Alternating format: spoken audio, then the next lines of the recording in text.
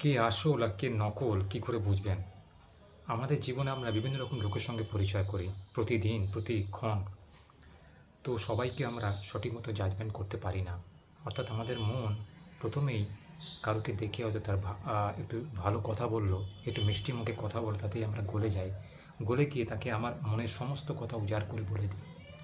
আর যে চালাক মানুষ হবে সে কিন্তু দেখবেন সেই কথাগুলো শুনে নিয়ে হজম করে নেয় এবং ঠোঁটের কোণে মিষ্টি হাসি দিয়ে আপনার সেই স্থান ত্যাগ করে চলে যায়। পরে কিন্তু সে আপনার দুর্বলতা বুঝে আপনাকে আঘাত করে। এই ধরনের কাজ থেকে কিন্তু আপনাকে বিরত থাকতে হবে। অর্থাৎ বুঝে শুনে কথা বলতে হবে। কখনোই প্রথম দর্শনে কাউকে বিশ্বাস করতে নেই। কয়েক দিন, কয়েক বছর লেগে যায় একটা মানুষকে চিনতে। বিশেষত কোনো মহিলা, তাকে চিনতে কিন্তু অনেক দিন সময় লাগে। আর কিছু কিছু ধূর্ত পুরুষ রয়েছে, কিছু ধূর্ত লোক রয়েছে, তারা দেখবেন বাইরে তাদের খোলসটা ভালো মানুষের, কিন্তু অন্তরে রয়েছে বিষে পূর্ণ। যে আপনাকে প্রতি পদে প্রতিক্ষণেতে ক্ষতি করতে চাইছে। আপনার সম্মুখ ক্ষতি, আপনার আর্থিক ক্ষতি, আপনার মানসিক ক্ষতি, আপনার সামাজিক মর্যাদা, মান মর্যাদা সমস্ত কিছু আপনার ক্ষতি করতে চায়।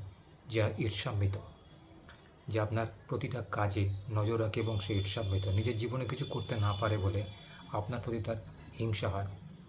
তাই এই ধরনের লোককে জীবনে একদম স্থান দিলে চলবে না। আপনাকে বুঝতে হবে কে আপনার জীবনে শুভ, কে অশুভ। অর্থাৎ যে ব্যক্তি জানবেন বিনা চেষ্টায় বা নিজে থেকে যেচে আপনাকে উপকার করতে আসছে বা আপনার সঙ্গে কিছু ভালো ভালো মিষ্টি মিষ্টি কথা বলছে, পরিবর্তে আপনার থেকে কিছু সুবিধা চাইছে, তখন বুঝে যাবেন সেই ব্যক্তি আপনার জীবনে একদমই সঠিক নয়। যে সত্যিকারে মানুষ হবে সে কিন্তু আপনাকে ভালোবাসবে।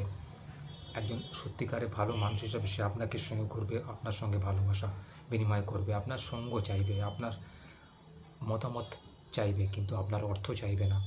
আপনাকে সে হিংসা করবে না, আপনার সে ক্ষতি করতে চাইবে না। সবসময় বন্ধুত্ব করার আগে 10 বার ভাবুন যে নতুন মানুষটাকে আপনি বিশ্বাস করছেন, নতুন মানুষটাকে আপনি উপর ভরসা করছেন, সেটা কি উচিত হচ্ছে? একেবারে 100% ভরসা না করাই ভালো। তাকে ভরসা করতেই পারেন, তাকে একটা সুযোগ দিতেই পারেন, কিন্তু তা বলে 100% তার উপর ভরসা করে আপনি সমস্ত কিছু ছেড়ে দিলেন। পরিশেষে কী হলো?